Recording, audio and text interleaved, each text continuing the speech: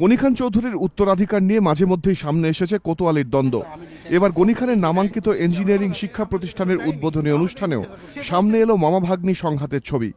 শুক্রবার Gani Khan Chowdhury institute of engineering and technology academic ভবনের উদ্বোধনী অনুষ্ঠানে উপস্থিত ছিলেন রাষ্ট্রপতি প্রণব মুখোপাধ্যায়, কিন্তু দেখা যায়নি মালদা উত্তরের কংগ্রেস সাংসদ তথা গনি খান চৌধুরীর ভাগ্নি মৌসম বেনজির নূরকে।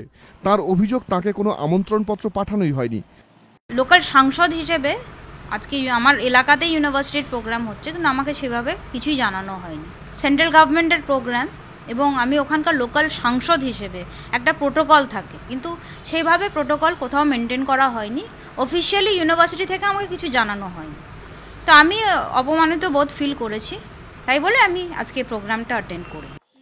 মানব সম্পদ উন্নয়ন মন্ত্রকের অধীনস্থ এই ইঞ্জিনিয়ারিং ইনস্টিটিউটের গভর্নিং বডির চেয়ারম্যান গনি খানের ভাই তথা সুজাপুরের কংগ্রেস বিধায়ক আবু নাসের খান চৌধুরী। আমন্ত্রণপত্র পাঠানোর দায়িত্ব ছিল গভর্নিং বডিরই। ভাগ্নির অভিযোগ উড়িয়ে দিয়ে আবু নাসেরের দাবি, মৌসুমকে আমন্ত্রণপত্র পাঠানো হয়েছিল, মঞ্চে তার জন্য চেয়ারও রাখা ছিল।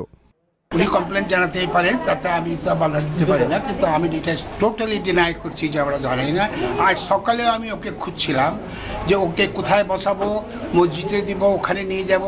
ওর জন্য ডায়াসে নাম দেওয়া আছে, ডায়াসে নাম দেওয়া আছে, যেটা আমি দেখিয়ে প্রমাণ করে দিতে পারি। গনি খানের আরেক ভাই তথা মালদা দক্ষিণের কংগ্রেস সাংসদ আবু হাসেমের দাবি, মৌসম বেনজির নূরকে অনুষ্ঠানে উপস্থিত থাকার জন্য আমন্ত্রণ জানানো হয়েছিল। এরই সঙ্গে মামাভাগ্নি বিরোধের কথাও খারিজ করে দিয়েছেন তিনি। মৌসুমকে আমি লোকসভায় বলেছি, মৌসুমকে আমি ওরা আসানসোলের ঈদ করতে গিয়েছিল, ফোন করে বলেছি মৌসুমদেরকে কার্ড দেওয়া হয়েছে, কেন বলেছে আমি জানি না। গনি খানের নামাঙ্কিত ইঞ্জিনিয়ারিং ও টেকনোলজি ইনস্টিটিউটের একাডেমিক ভবনের উদ্বোধন করতে গিয়ে এদিন প্রাক্তন রেলমন্ত্রীর স্মৃতিচারণা করেন রাষ্ট্রপতি। মন্ত্রী থাকার সময়, এমনকি মন্ত্রী না থাকার সময়ও বিধায়ক এবং সাংসদ হিসাবে বহুবার কাজ করেছেন যে কিভাবে তার এলাকাকে এবং সার্বিকভাবে উত্তরবঙ্গ এবং পশ্চিমবঙ্গকে এগিয়ে নিয়ে যাওয়া যায়।